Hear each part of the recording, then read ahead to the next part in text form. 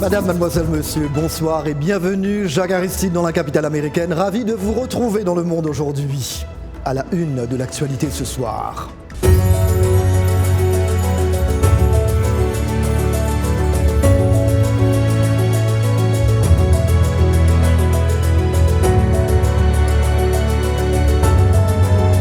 Avec plus de 115 000 personnes déjà contaminées dans le monde et plus de 4 000 morts dans 110 pays, l'épidémie de coronavirus continue de se répandre. Après la Chine, la Corée du Sud, l'Iran et l'Italie ont chacun franchi la barre des 7 000 cas. En Italie, où l'on dénombre plus de 9 000 cas et 400 décès, les autorités ont décidé de confiner l'ensemble du pays. En France, deuxième pays européen le plus touché derrière l'Italie, on compte au moins 25 décès et 1412 cas de Covid-19 confirmés. Ailleurs en Europe, le nombre de cas en Grande-Bretagne a augmenté de 30%.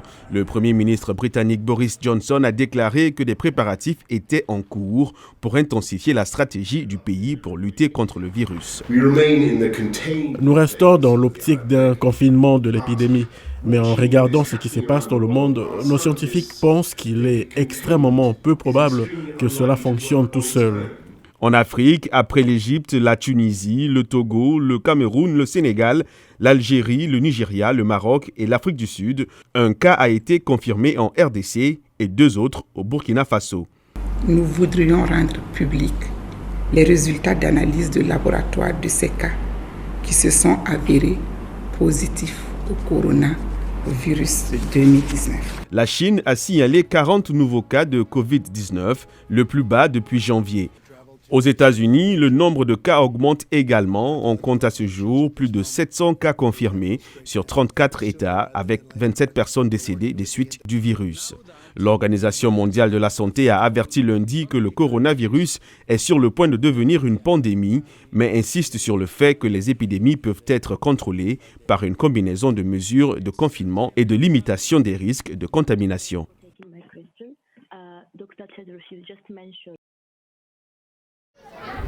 Près de 400 hommes, femmes et enfants ont quitté le village de Tou le 5 janvier dernier après être pris au piège dans les combats entre les chasseurs de Dogons traditionnels et les djihadistes. Depuis notre arrivée ici, nous vivons tous dans ces 2 écoles. Hommes d'un côté, femmes et enfants de l'autre. La nuit, dans l'obscurité, nous ne savons même pas où sont nos proches. Nous voulons avoir au moins des tentes afin que nous puissions être avec nos familles et vivre comme nous vivions dans le village. Les habitants de Tou reçoivent chaque mois des coupons du Programme alimentaire mondial pour acheter de la nourriture, une aide insuffisante surtout pour les plus jeunes. Avant le début des troubles, nous vivions bien dans notre village. Nous nous amusions et dormions des nuits paisibles. Après cela, nous avons été obligés de partir, nous avons été séparés de nos proches et avons dépensé tout l'argent que nous avions avant de venir ici. C'est difficile de vivre ici. Tous ceux qui passent ici peuvent voir notre condition. Si nous n'avions pas d'aide, nous ne saurions pas quoi faire. Nous n'avons pas de travail. Nous acceptons toutes sortes d'aides. Nous en avons vraiment besoin. Dans ce camp de fortune, la vie semble reprendre son cours normal. Des dizaines d'enfants jouent dans la cour de l'école, les femmes s'affairent autour des marmites, mais tous s'interrogent sur leur avenir. Différentes origines, différentes manières de se rappeler des proches, mais avec un objectif commun, ne jamais oublier. Ils ont été nombreux à faire le déplacement ce mardi pour commémorer cet accident tragique. Vos rires nous manquent. On peut se laisser dépérir dans le manque. On peut aussi y trouver un surcroît de vie. L'automne et l'hiver qui ont suivi votre mort, nous les avons occupés à déchiffrer pour vous un petit jardin d'encre. Le crash est survenu au sud-est de la capitale éthiopienne et les habitants des villages environnants ont organisé une cérémonie traditionnelle de prière et d'offrande pour les victimes. Il y a 1 an, ils étaient les premiers sur les lieux de l'accident, raison pour laquelle ils ne peuvent être indifférents à la douleur des familles des victimes.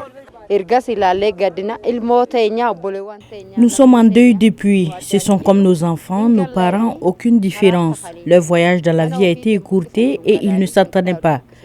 Ils n'ont pas dit au revoir à leurs proches. Nous avons aussi des enfants comme eux et cela pourrait arriver à n'importe qui. Mais aujourd'hui, nous marquons le premier anniversaire et le chapitre doit être fermé. Le Premier ministre Abiy Ahmed a salué la mémoire des victimes à travers un tweet. Quant aux familles, elles continuent de mener la bataille judiciaire contre le constructeur Boeing.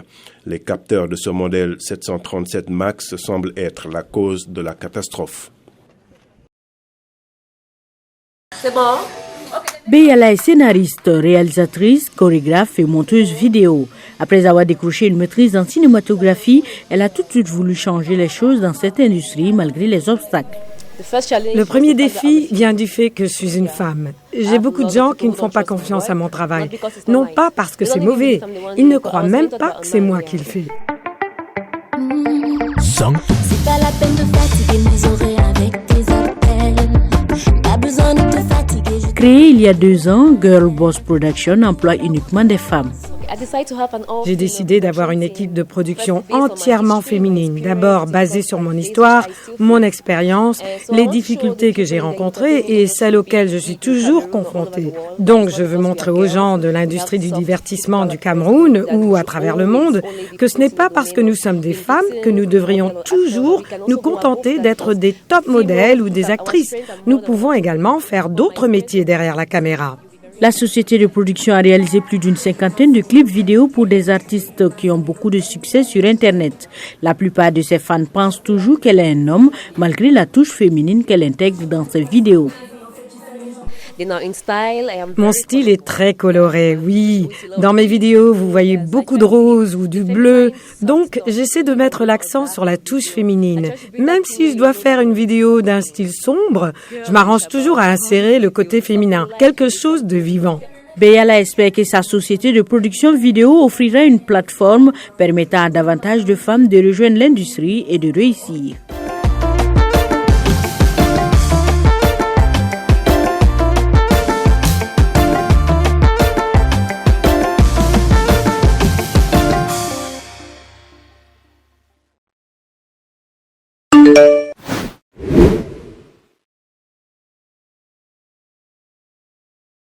Bonsoir Jacques et bonsoir à tous. Que la lumière soit et la lumière fut à Kinshasa, en République démocratique du Congo. Ainsi en a décidé la FIFA qui a financé l'éclairage de 2 terrains de football dans la capitale congolaise avec des panneaux solaires. L'inauguration a été faite en présence du président de la Fédération congolaise de football, Constant Omari, et du président des associations membres de la FIFA, Véron Monsengo Omba. Les équipes locales de jeunes ont participé à un match amical inaugural pour célébrer l'événement. Praticable vraiment. Pendant la journée, on ne peut pas jouer au foot car il y a trop de chaleur, il y a trop de la lumière, le soleil aux yeux, donc c'est pas vraiment trop bien. Mais pendant la nuit comme ça, on est très à l'aise avec ces climats, il n'y a pas de la chaleur, c'est vraiment important. Le football continue à drainer les espoirs de la population. Quand la situation économique va très mal, les gens respirent à travers le football. Ça donne un peu l'impression d'exister encore. Donc le football aujourd'hui, je conclue en disant qu'il canalise tous les instincts positifs de la population. En athlétisme, David Rudisha retrouve les pistes d'entraînement après des blessures et un grave accident où il a frôlé la mort. Le roi kényan du 800 mètres a repris les répétitions. David Rudisha dit espérer marquer l'histoire cet été à Tokyo en remportant 3 fois de suite le 800 mètres aux Jeux olympiques. Le Kényan de 31 ans a battu le record du monde en finale des Jeux olympiques de Londres en 2012 en 1 minute 40 secondes 91. Il a ensuite enchaîné avec un 2e titre à Rio en 2016. Mais depuis juillet 2018, David Rudisha a connu des blessures récurrentes l'an dernier. Sa voiture a percuté de plein front un bus qui circulait du mauvais côté de la route. Physiquement, il s'en est sorti indemne, mais des séquelles psychologiques persistent selon lui. Nous revenons sur la célébration de la Journée internationale des droits de la femme le week-end dernier à Dakar, au Sénégal.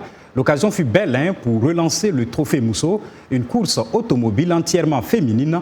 Après une interruption de 13 ans, 21 femmes se sont relayées pour courir sur le bitume autour du stade Senghor. Nani Taladi.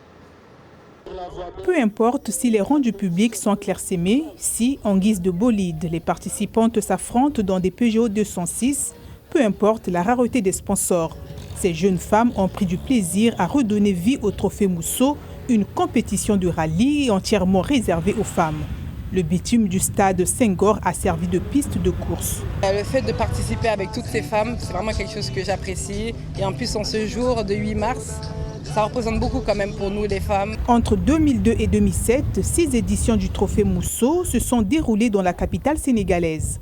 Après une éclipse de 13 ans, Célia Cissé, qui a longtemps admiré sa mère piloter des voitures sur des circuits automobiles, a repris le flambeau de l'organisation de cette course dakaroise. Comme elle, ces jeunes femmes ont un autre défi à relever. Il y a beaucoup plus d'hommes en plus dedans, mais après, non, chacun a sa place, les tâches étaient définies. C'est juste que dans les sports mécaniques, il y a beaucoup d'hommes en règle générale, et c'est pour ça que j'ai voulu relancer cette épreuve.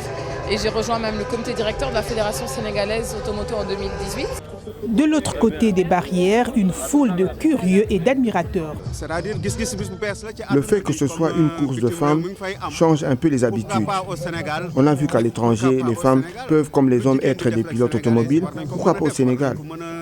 Ce que les femmes d'autres pays peuvent faire, les Sénégalaises le peuvent aussi. Bien évidemment, et ces jeunes femmes dakaroises l'ont prouvé dans le domaine du rallye. Elles ont désormais décidé de ne plus stopper le Trophée Mousso. Voilà, c'est tout pour l'espoir. On se retrouve demain. Au revoir.